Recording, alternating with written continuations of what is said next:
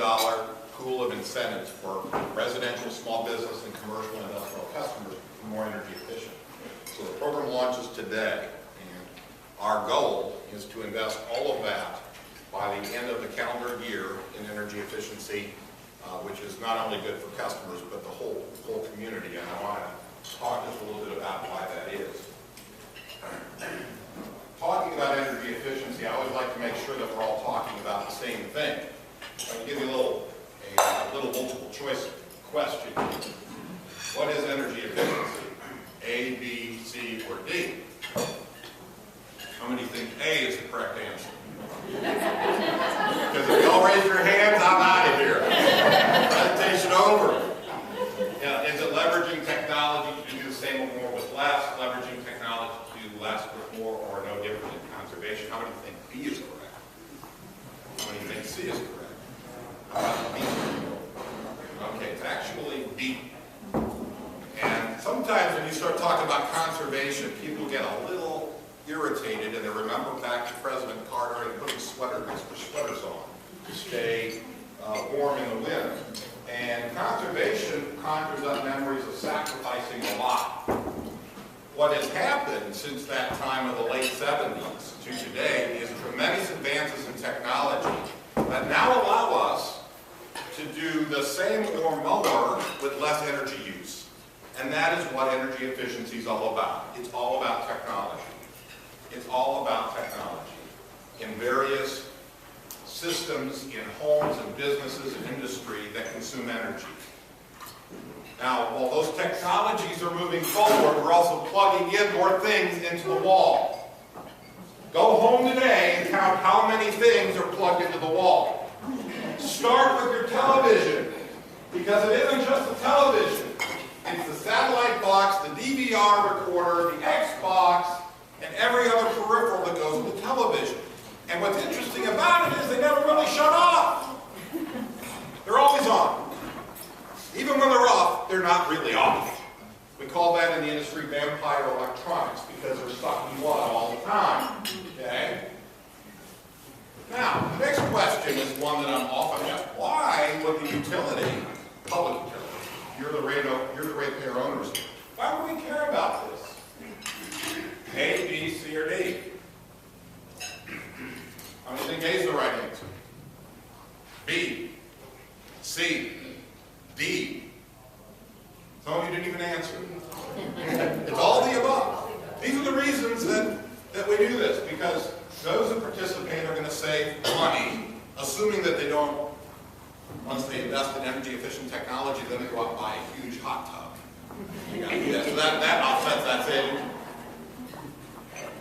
B, what we're trying to do, folks, is we're trying to delay the need for LES to worry about building another power plant. Because those are expensive. Power plants are really expensive. And the regulations that are required now, if you follow the news and the EPA and all the regulations, it's even more expensive.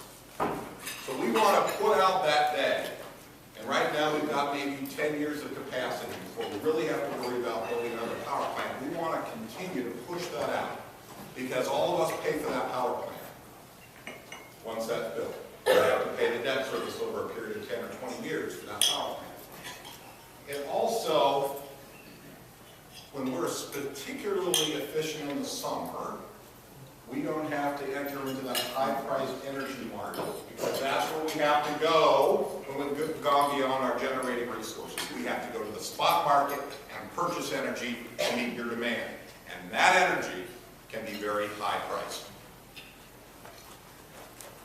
Very quick slide. It tells a big story about how things work in Lincoln, Nebraska.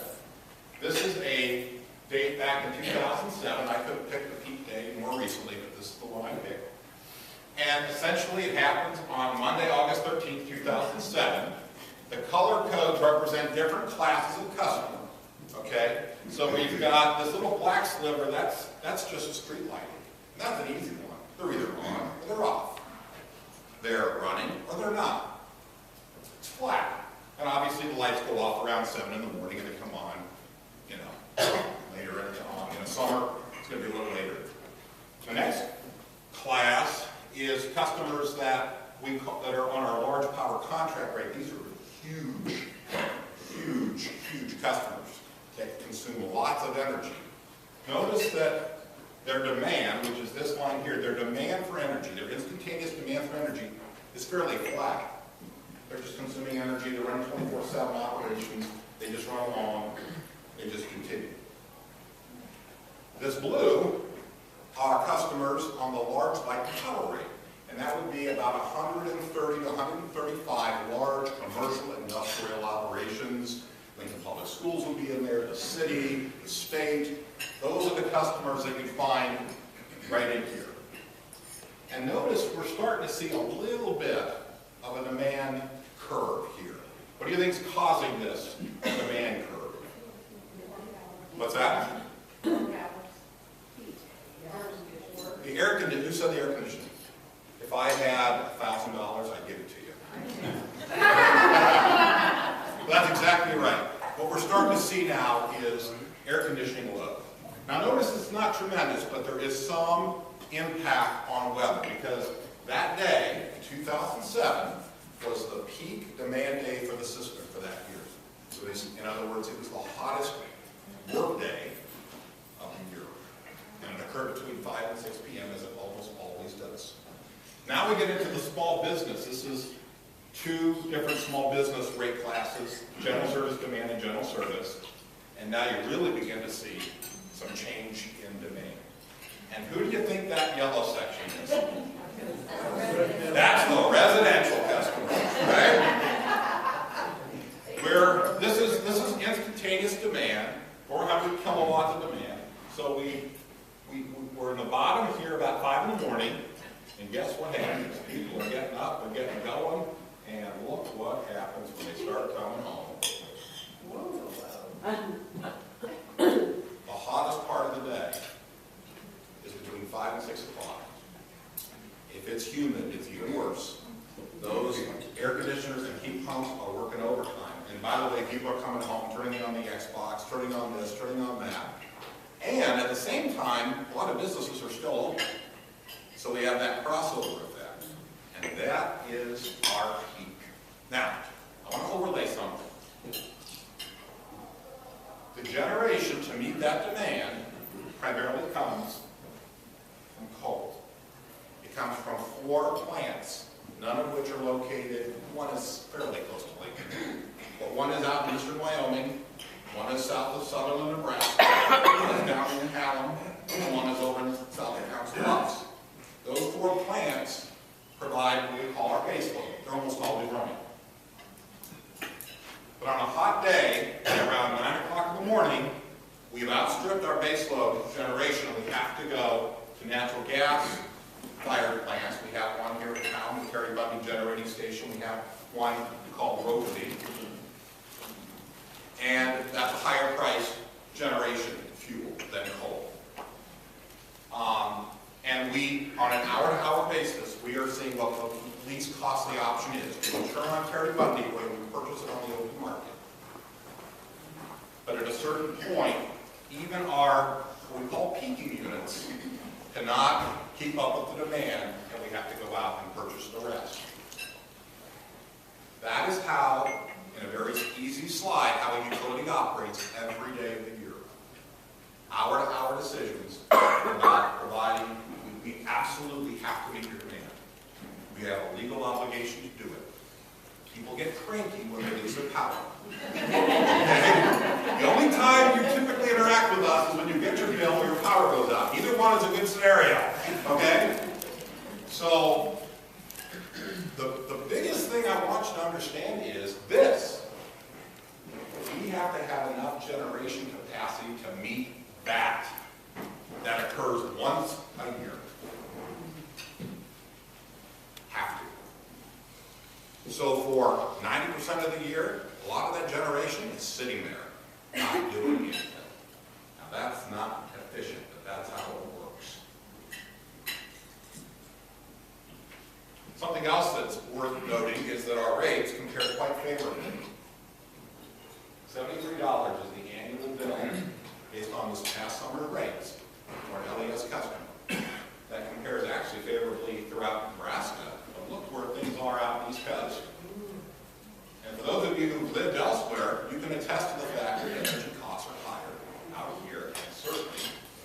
state that has a tad bit of regulation going on there. If you're in Hawaii, you're paying $269 on average for your electricity. This is just electricity. So LES, $73.15 a month, U.S. average $117.23. A public utility averages $102.66, and an investor under $120. People who live through all their lives don't realize that they're paying fairly low rates compared to the rest of the country. The fact of the matter is, we are. But the clouds are on the horizon, because as the EPA passes emission restrictions, and this is not to suggest they're not good measures, but there will be an impact on coal. Because coal is one of the reasons that our rates are so low.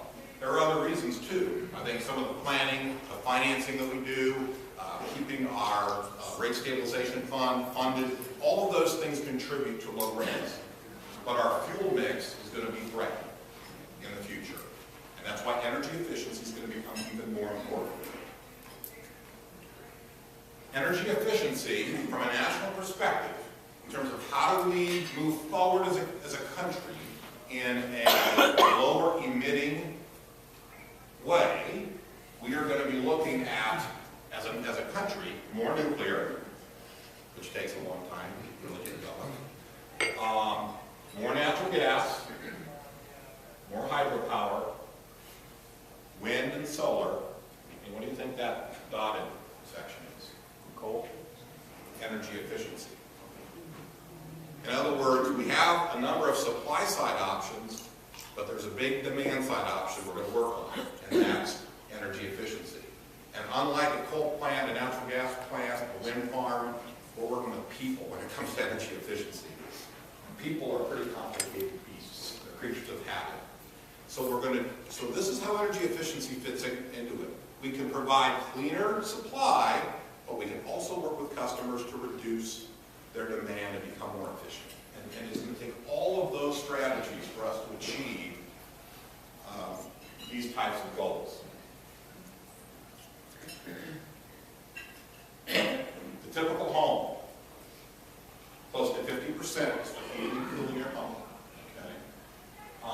Then it's divided up amongst water heating, washer, dryer, this computer monitor business, and these other, that's a growing segment. We just talked about vampire electronics. This is typically, so we focus really on the heating and cooling and making sure the home is well insulated and sealed. Those are the baseline kind of things if you're going to invest capital. And then there's low-cost options, such as making sure that your thermostat is set appropriately when you're not at home. Things like that. We tell customers, if you're going to buy a new appliance, buy an Energy Star appliance, because it's been tested and verified that it is more efficient than its equivalent. And oftentimes the incremental price difference can be paid back within 2 or 3 years, certainly within the life cycle of the, like if you've got a front-load washer and dryer, I love that. I got one, I love it. Use very little water, and it's very efficient. Control those phantom electronics. Be aware of how much is plugged in. I've got a can of quarters for my son, and every time he leaves his Xbox on, I take a quarter out. And if he has any left at the end of the month, he gets it. He's lucky he gets any this month. Okay? Operate the washer and dryer efficiently.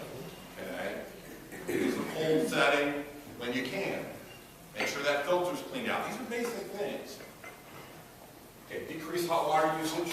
I'm not suggesting people shouldn't take hot showers. But I'm suggesting you might check the temperature setting on your hot water heater. Is it about 125 degrees? Because that's where it ought to be. It's up to you as to where you set it, but that's considered an efficient setting, 125 degrees on a hot water heater. We all know about lighting. The advances in lighting technology are pretty incredible. Compact fluorescent light bulbs had a little bumpy start. They were expensive. They've come down in price. You have to be careful that you want to look where it's made. But compact fluorescent lighting uses 75% less energy than the standard incandescent bulb, which, by the way, the 100-watt bulb is no longer going to be manufactured. I'm going to phase them out. Uses 75% less energy and lasts considerably longer, depending on which brand you use. Okay? It's not unseen for a compact fluorescent light bulb to last 3 to 5 years. Okay? How much energy do you think an incandescent bulb uses for lighting versus heat loss? How much energy, when it goes to an incandescent bulb, is actually used to light the bulb? 15%? You're close. 10. Only 10% of the energy that goes to an incandescent bulb is used to light it. The rest is stays as heat. You don't want that heat. You used to bake cakes by it when you were a little kid, using the Betty Crocker oven, right? You bake the cake with a light bulb. It's not. It's supposed to light things. That's 1800s technology, folks. So we're moving in more efficient. Lighting has made tremendous advances. Okay, I understand these can be challenging. But if you program, and you get the easiest thermostat and you program it to set back, that for every degree that you set your temperature back, you save about 3% on your heating and cooling costs. Okay, that's a no-brainer. Okay, back on a programmable thermostat, assuming it's not overridden and it's programmed correctly, is very good. Make sure that a home is well insulated. It's not only good for energy, but it makes it more comfortable and more soundproof. And by goodness sakes, seal those air leaks. That's even more important than insulation, because insulation slows the infiltration. Sealing cracks stops it. Caulking and sealing and weather stripping make a difference, and that's low-cost kinds of things that folks can do. Now, on window efficiency, I want to be very clear. Changing your windows for the primary purpose of saving energy is not a good investment. You all know that windows are pricey. The time when it makes sense to upgrade to an efficient window typically is at the end of the life of the window. So if somebody says, what's the first thing I ought to do to become energy efficient, telling them get new windows is probably not going to get the top of your list. Now, shading your windows, absolutely. On a summer day, with the windows facing a certain direction, the sun beating in, shade those suckers. Allow that heat to come in the winter. That makes sense. But the actual window panes themselves, at the end of life, it makes sense to go up to a higher efficient window, but not as a primary reason to change. And the number one, especially in our climate, is ensure that your air conditioner or your heat pump is maintained. Make sure that it's clean. And you can hire really competent folks to come out and do that once a year. It'll extend the life of that thing. And when it goes out, get a high efficient system. Look at it. Now, these all cost money. Some of them don't. But for the things that do cost money, as I mentioned, the Sustainable Energy Program is launched. The Nebraska Energy Office has a savings and loan program as well. There are federal tax credits that are available for certain. We've lost a lot of them in the last couple of years. But for geothermal heating and cooling systems, there's still a 30% tax credit. And we'll get to the re-energize incentives too, because that's the specific start zones impacting that. For our whole house ceiling insulation program, homes that have no existing wall or R19 levels of insulation in the attic qualify. And then the home needs to go to R13 in the wall and an R49 in the attic, which is compliant with today's new home energy code standards.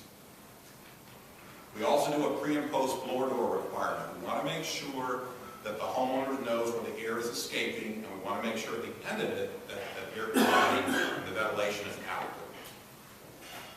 And essentially we'll provide 50 cents per square foot for attic insulation and 80 cents for exterior wall insulation. Up to $1,000 total. Now we pay for about a third of the project. For heat pumps and air conditioners, our incentive structure is if you replace an existing system with a 17 to 20.99 SEER central AC, and all SEER is a measure of efficiency. Both of the basic system is a 13 SEER heat pump and 11 or 12 SEER air conditioner. So if you go to that level, we'll provide $250 per ton. Most homes are about 2.5 to 3 tons. Okay? If you go to a 21 plus SEER, which is very high efficiency, it's $500 per ton. On a heat pump, $150 per ton for 15 to 16.99 SEER, 250 or 500 for a 17 to 20.99 or equivalent geothermal, and now we have a $750 per ton for those that are 21 plus SEER or 18 plus EER geothermal. These are high efficient equipment, but we're providing these, and we're seeing that the market's responded very well. We're seeing much more efficient equipment that's gone in the last 3 years because of, hopefully, the Sustainable Energy Program is encouraging people. So today, right now, you can go to les.com, click here, and customers can click on this link to see all of the participating contractors, and we've got 150 installation contractors. We have heating and cooling contractors, electricians that will do the heavy lifting for the customer essentially, fill out the paperwork, and the contractor gets the incentive, and the contractor puts the incentive on the invoice for the customer. The customer doesn't even have to file any paperwork for it. They get the credit right on their bill. We want to make it as simple as we can for customers. Just as I close here, free energy information for residential customers. We've got kilowatchers.com, which is a great website, lots of stuff on energy efficiency. We also have a free e-newsletter called Empower that comes out once a month. And then we have, I brought some folders that are on the tables that have energy saving information. There's a lot more in a box back somewhere that you can pick up on your way home. This is an example of kilowatchers. We're challenging the community to call and conceal their homes this month. Every quarter we're going to change that. Somebody go and click and talk about that. Lots of resources at kilowatchers.com. This is a copy of the e-newsletter that goes out once a month with lots of helpful tips on becoming more energy efficient. You can even pose a question, and a group out in Columbus, Ohio will respond in an hour or two regarding your energy efficiency question. No charge for it. And a variety of tools to compare costs and cost of operations, home energy analysis. Put in your information about your home, and it'll tell you how efficient it is. It'll give you a variety of tools to use. Very, very interactive. So that is the end of my presentation, and I'm sorry that I went over 90 seconds, but